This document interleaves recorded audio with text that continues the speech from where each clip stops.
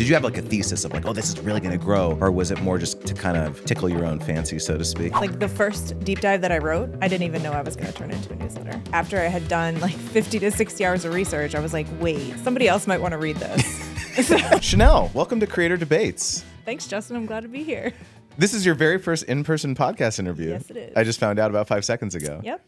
Good stuff. Well, let's do a Liquid Death cheers. Not sponsored by them quite yet, but Cheers. hopefully. I guess I gotta open mine. Yeah, you got to open it. We are here in Boise, Idaho for Craft and Commerce, and they opened this amazing new studio, and I'm just cranking out these videos, man. This is so sweet. You just walk up here, hit record. It's amazing. And we were talking actually last night at dinner about some kind of heady stuff that might be going on with you. I've started doing these kind of solo episodes with creators who are maybe internally debating something.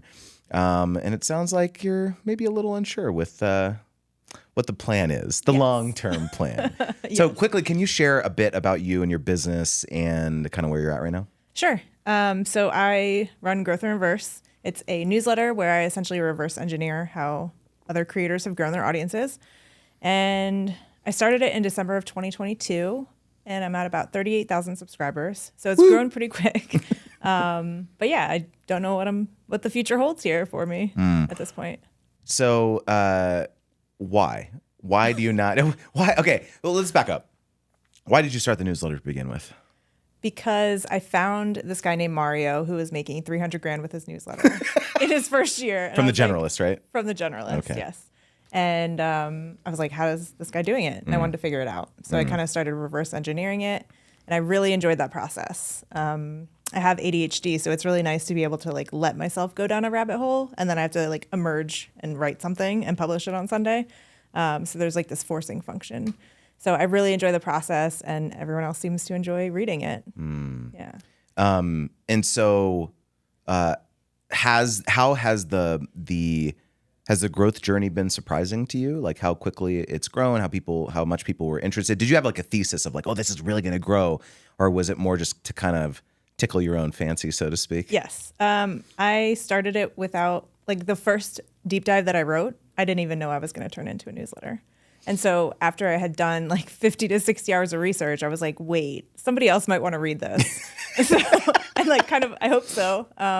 And so, I mean, the first issue went out to 4 subscribers. One of them was my own email address. Shout out to Jay Klaus for being one of my first subscribers. Was he really one of your first 4? He was. That's amazing. Yeah. That's cool. He didn't know that he was one of the first 4 because I just like changed everything on Twitter and like pretended like it was a brand. Oh, okay. Yeah. And so he was like, oh, cool. And he subscribed. That's a flex. That's cool. That first one went out to like nobody, and then people just started sharing it, and it was wild. Like I was not expecting that. Like I didn't go into this thinking I was going to create a business. So I think that probably plays into why I don't know what I'm doing with this. But yeah, so it was not a plan. So we've talked quite a bit about the monetization journey for you, because you largely have not monetized it other than some sponsorships and anything else other than that? Or I do newsletter audits. Okay, right. Okay. So people can pay, and I'll go through all of their stuff and give them advice on how to grow better or fix some landing pages and that kind of thing. Done some coaching, but not a ton. So yeah, it's mostly unmonetized.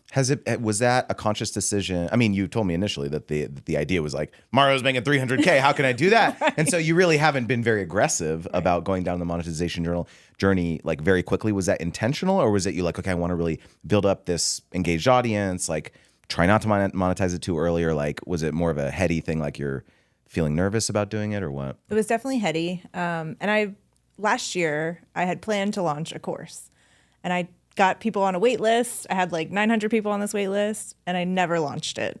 And I think with my content, I really enjoy when it's well written and the quality, there's like a certain bar. And I felt like as I started recording that course, I wasn't meeting that bar.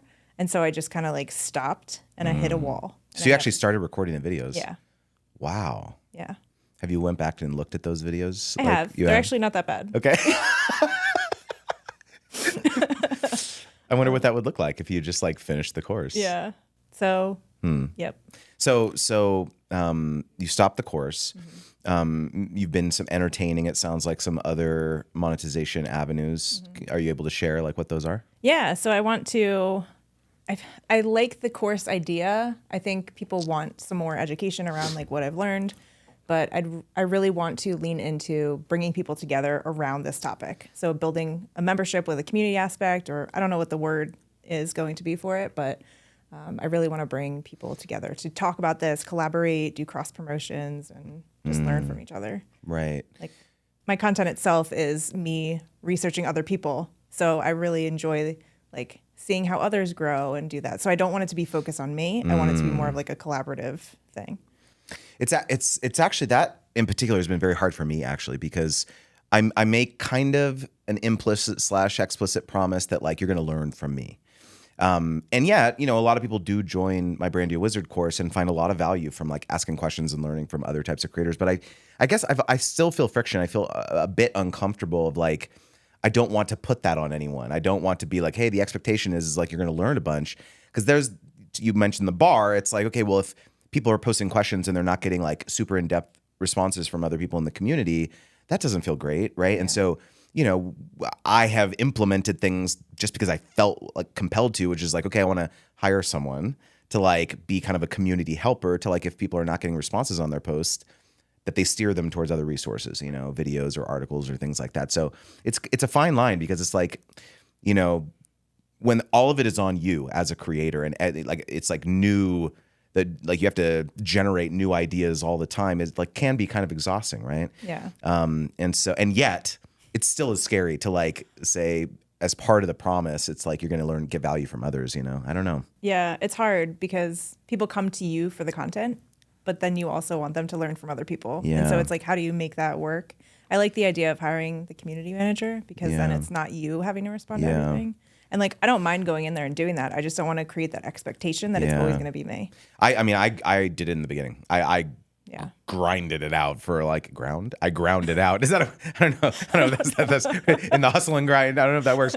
I ground it out for a long time before I, had someone in that role.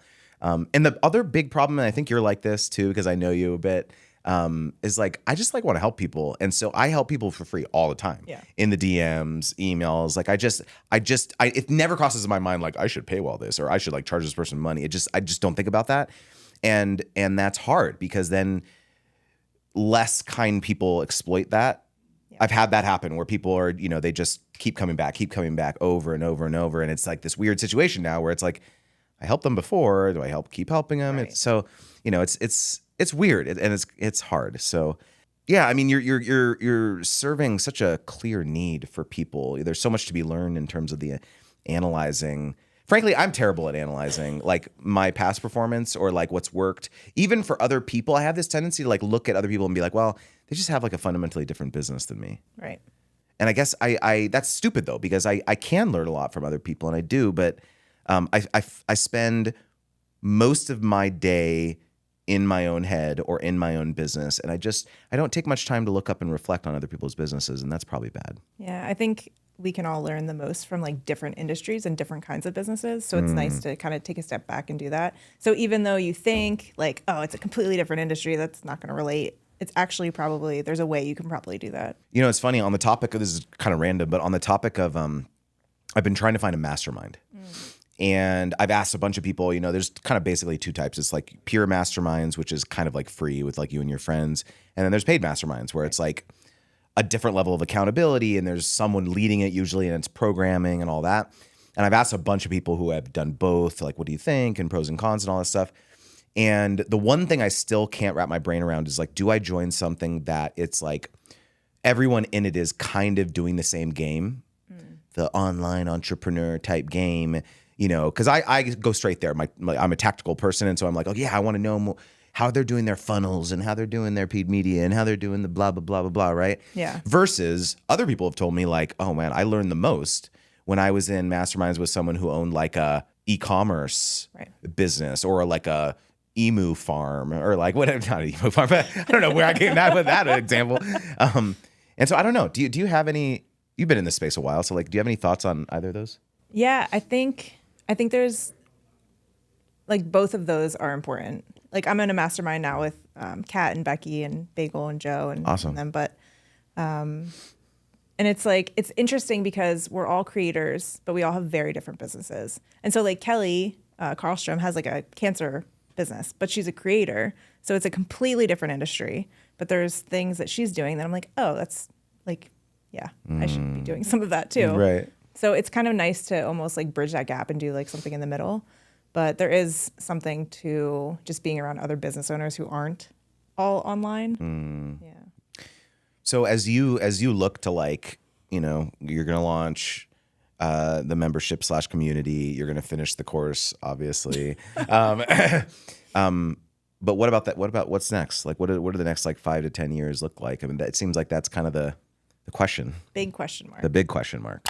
Real quickly, remember your first podcast episode, your first YouTube video, your first blog post? Think back to how it felt to hit publish on that early piece of content. Now, look at how far you've come. Your content has transformed, and so have you. But has your email marketing platform kept up? Do you even have one? Enter this episode's sponsor, ConvertKit, which is the email marketing service designed specifically for creators like you and for me, because I use it and I love it. Whether you're crafting newsletters, managing subscriptions, or sending updates, ConvertKit grows with you. With easy integration for your blogs, your podcasts, your YouTube channels, and your e-commerce stores, ConvertKit ensures that your email marketing works as hard as you do. Look, I'm gonna be real with you. When you press publish on platforms like YouTube or TikTok, you're kind of at the mercy of the algorithm for your content's reach, right? And to prove it to you, I'm actually gonna pull up one of my recent Instagram reels. Okay, I'm gonna click the insights here. Okay, look at this. I have 11,300 followers, and this reel reached 301 accounts. So quick math, that is 2%,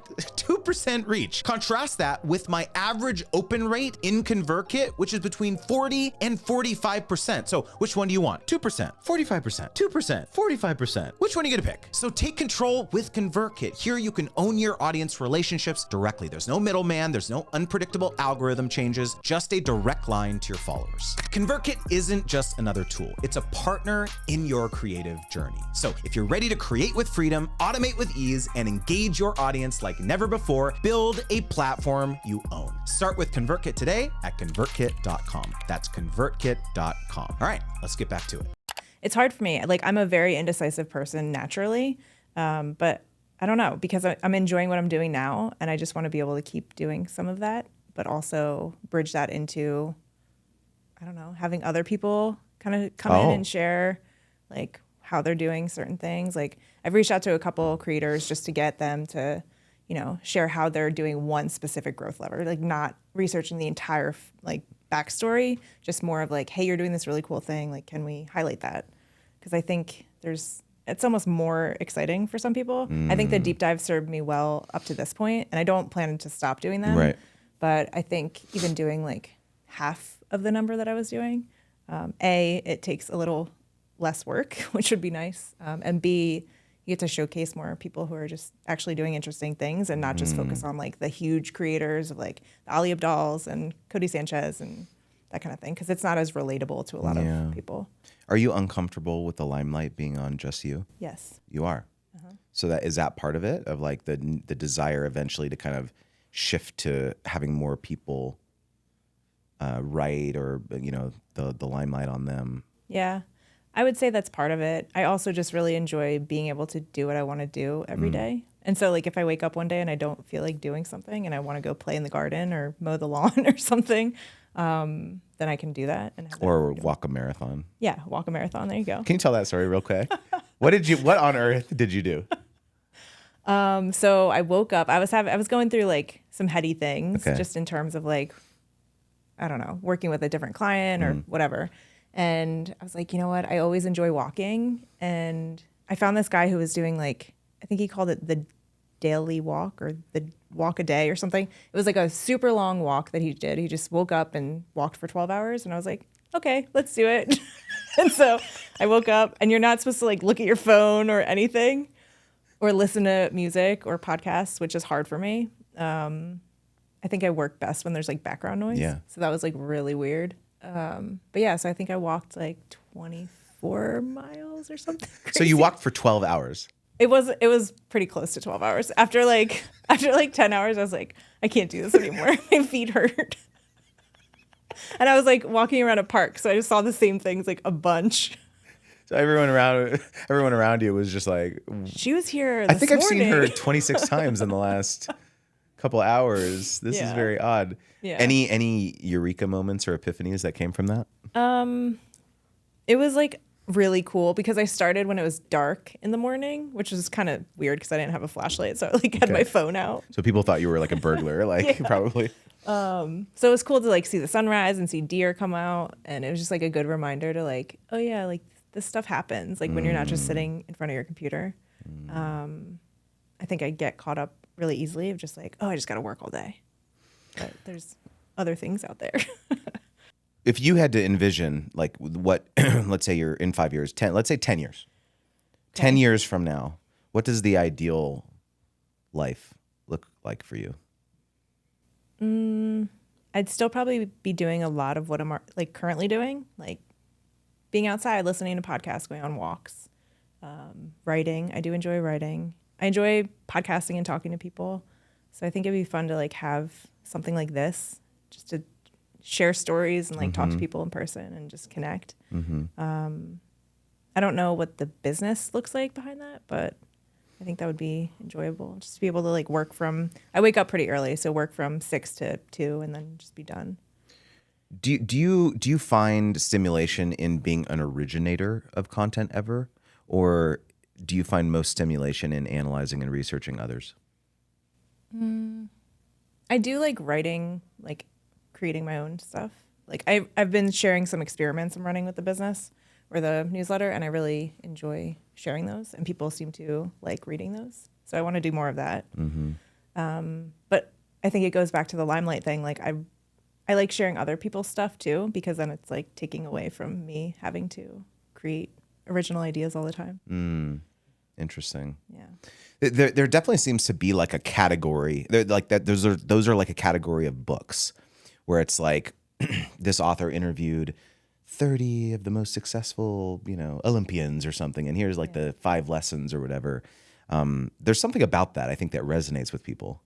It was just like I think we grasp for wanting to find unifying messages or things that unite us just generally as humans. Yeah. There's something really interesting about that format, I think. Yeah.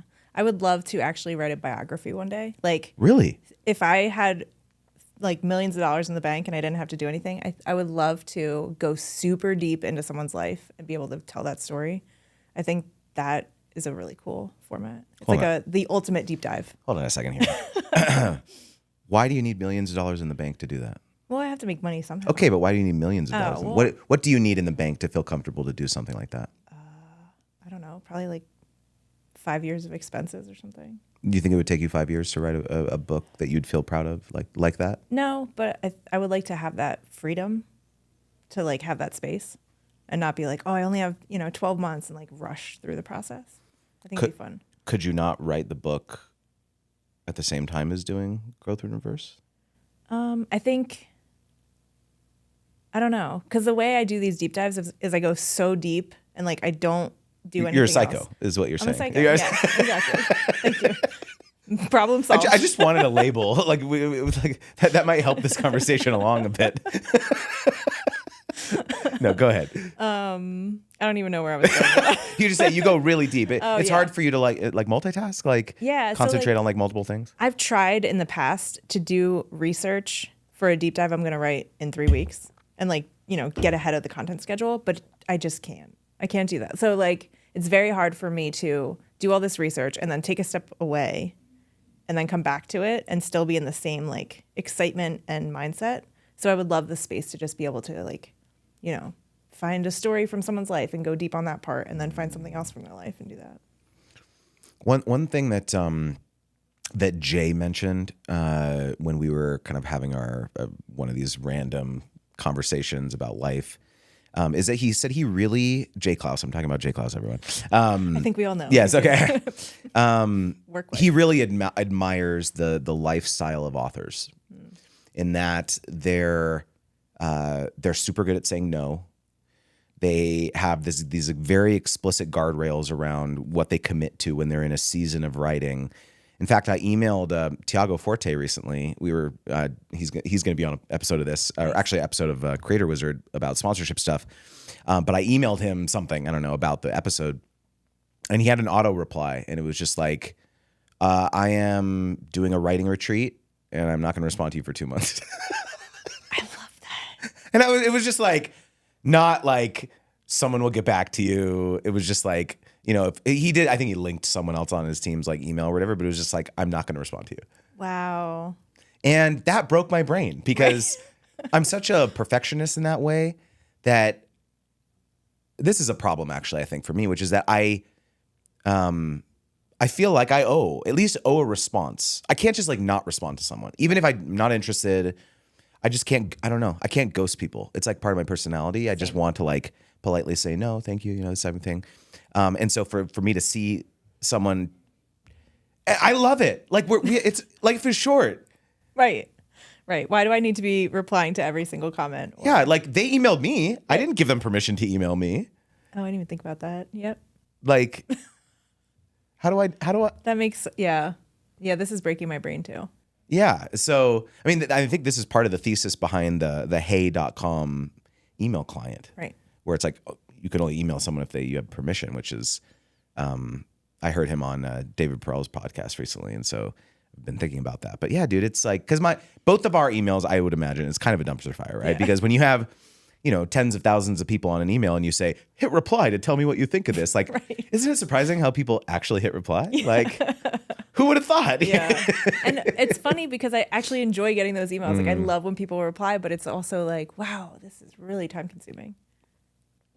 And you know what the hardest part about it is, for the longest time, actually, let's talk about this, because for the longest time, I thought it could only be me responding because they emailed me. The email came from me.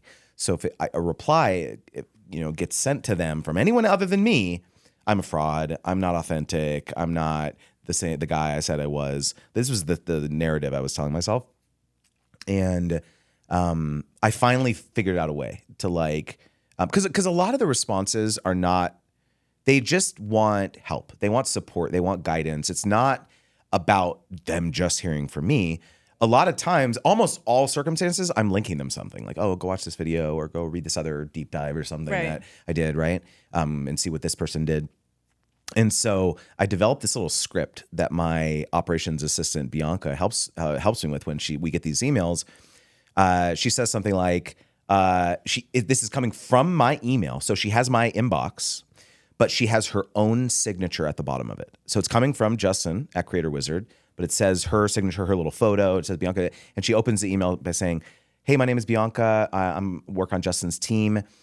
I got to this email before he did, and I thought you'd appreciate the speediest reply. Yeah, I like that. And then check out this video, do this thing.